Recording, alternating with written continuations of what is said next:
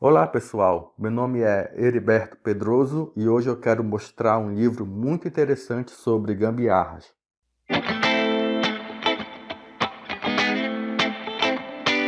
Bem, ele é o Bill Corey. Ele é um desenvolvedor de software com muitos anos de experiência e se destaca muito de SQL, C, Java, Perl, PHP e também ele ajudou muitos colegas deles durante esses anos.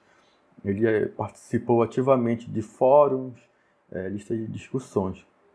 E foi nesse meio que ele conseguiu um conteúdo para escrever o livro dele. Então, esse é o livro dele, né? SQL Anti-Patterns. O livro foi publicado pela editora Pragmatic Bookshelf. Não é uma editora muito conhecida aqui no Brasil, eu acredito, porque não há muitas traduções do inglês para o português dessa editora. Esse livro está numa categoria de design. Na verdade, esse design ele significa projeto e análise, ok? Não é um design que trabalha com cores, com interface, não. Ele é um livro na categoria de análise e projeto. Então, qual é o público-alvo, né? Segundo o autor, ele diz que o livro ele pode ser usado tanto por iniciantes e intermediários, ou até mesmo aqueles profissionais que necessitem, uma vez ou outra, escrever algum código SQL. Agora, o conteúdo, o livro ele contém 24 antipatterns. Além dos antipatterns, ele utiliza muito diagramas entidade e relacionamento.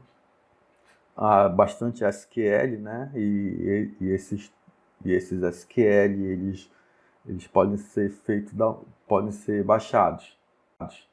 Então, o que é de fato um antipattern? O autor diz que o antipattern ele é uma técnica que é mal concebida e que inevitavelmente conduz a um erro. Eu acho que antipattern, uma tradução antipadrão seria uma coisa muito estranha, né, de se ouvir. Então, eu acredito que, para mim, uma tradução mais fiel seria gambiarra. Os antipatterns são distribuídos em quatro grandes partes, né? A primeira parte faz referência aos antipatterns lógicos, que é toda aquela no que se refere a entidades e como elas se relacionam, não é? E a segunda parte contém os antipatterns do projeto físico. No caso, um projeto físico é como quais colunas serão number, quais colunas serão varchar, quais colunas podem ser nulos ou não. Se refere às definições das colunas, né? A terceira parte são os antipatterns referentes às consultas. A quarta e última parte contém os antipatterns que fazem uso de aplicações, né? E finalmente agora vamos pegar um exemplo do livro para podermos ter uma ideia do que é de fato um antipattern.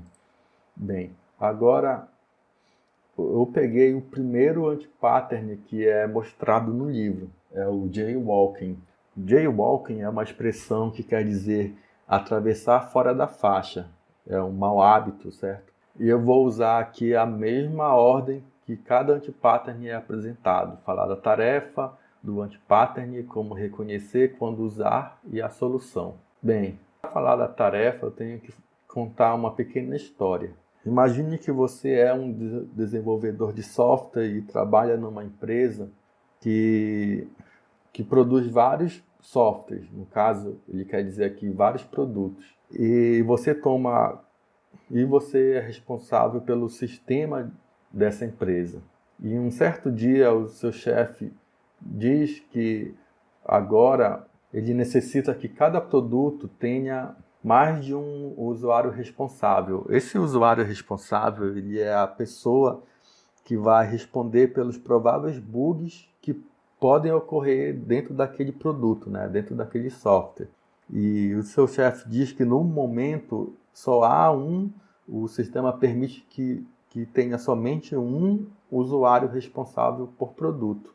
E nesse momento você vai verificar o relacionamento das tabelas e percebe que você tem um relacionamento de n para 1 entre as tabelas produtos e usuários. O que quer dizer que produtos tem somente um usuário responsável e um usuário pode ser responsável por vários produtos. Nesse momento, o livro ele apresenta o relacionamento entre as entidades e um SQL, um trecho de SQL para entendermos como aquela tabela ela é criada, né? Então, o que esperamos alcançar é que um produto tenha vários usuários responsáveis e cada usuário pode ser responsável por vários produtos. Então, o que queremos de fato é um relacionamento de N para N. Agora vamos falar um pouco do anti-pattern. Bem, nesse momento que temos que ter uma consciência, uma atenção maior para entendermos por que fazemos certas escolhas. Bem, ele diz aqui que o anti-pattern, o jaywalking, ele é uma tendência que os desenvolvedores têm de usar uma lista separada por vírgula para armazenar mais de uma informação. Aí, o que o Bill Corrin diz que numa situação dessas, geralmente os desenvolvedores fazem a seguinte escolha. Ele diz que os desenvolvedores alteram aquela ID, aquela chave estrangeira de um inteiro para um varchar. E com isso eles usam aqui, como a gente pode ver, uma lista separada por vírgula, 12,34. É uma tentativa de, no mesmo registro, armazenar duas chaves estrangeiras. Parece meio maluco, mas funciona. E o autor ele coloca várias consultas no livro mostrando que realmente funciona. As consultas, claro, ficam mais complicadas, porque tem que usar uma expressão regular e tudo mais, mas funcionam. Bem, como passo, vamos reconhecer o que faz, como a gente reconhece as limitações do jaywalking. Bem, uma primeira limitação é que no momento que transformamos uma chave de inteiro para um varchar, uma string, não há mais aquela validação. Então, a mesma lista encadeada ela pode receber um dígito ou até mesmo uma palavra inteira, né? Nesse caso aqui, 12,34, banana. Sem essa validação da coluna inteira, então isso aqui ele passa. O banco de dados ele armazena. A segunda limitação que ele diz é que a quantidade de IDs que a string armazena depende muito do comprimento da string e da quantidade de dígitos que tem cada ID. Por exemplo, aqui, essa string ela acomoda 10 IDs, porque cada ID ela tem 2 dígitos, mas aqui no SQL abaixo ele só consegue armazenar 4 IDs, porque cada ID ela é bastante longa. Bem, quando de fato devemos usar o jaywalking? Ele diz assim, que se for uma informação sem grandes descrições, apenas um número de telefone, por exemplo, basta somente estender o comprimento da string e acomodar os números de telefone, né, separar por vírgula. Isso ele funciona. No entanto, temos que ter certeza de que cada contato telefônico desse, ele não necessite de nenhum atributo extra. Ou seja, se em algum momento ele precisar saber que esse contato ele é residencial ou comercial, se ele é físico ou celular, se ele atende pelo WhatsApp ou não atende. Se ele precisar desses atributos, então não tem outro jeito. Esse número de telefone ele vai ter que que está dentro de uma entidade contato. Bem, agora da solução. A Bill Corwin diz que, para esse caso, para não ficarmos limitados ao comprimento da string, devemos utilizar uma tabela de interseção. O que é essa tabela de interseção? É uma tabela que ela vai armazenar como chave estrangeira a ID do produto e a ID do usuário. Dessa forma, conseguimos chegar ao relacionamento N para N. Com esse tipo de relacionamento, a gente conseguimos superar a limitação do jailbreaking. Como vocês podem ver aqui, dessa expressão interseção, que vem o nome desse antipattern. Intersection, em inglês, quer dizer essa interseção do trânsito onde há várias faixas de pedestre.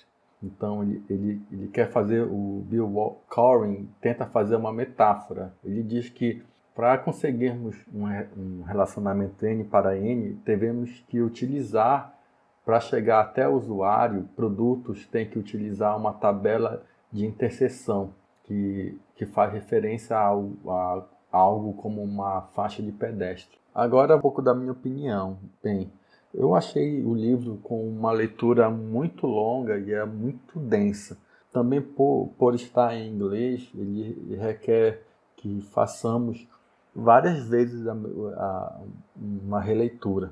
E apesar do autor dizer que é um livro para iniciantes também, eu acredito que é necessário uma experiência prévia de trabalho, porque o Bill Corwin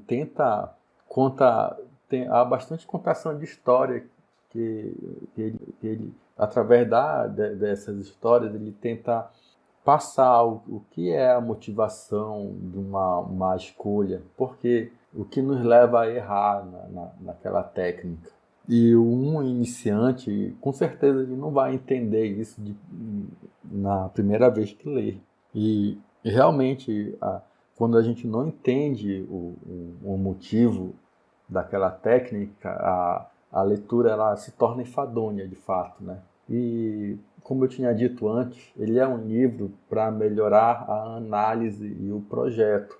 Então, ele não é que nem alguns cookbooks que te dá passo a passo e no final de uma receita você tem já uma parte do software funcionando. Não, ele é uma leitura mais reflexiva. Espero que vocês tenham gostado do Book Review e vejo vocês no próximo vídeo.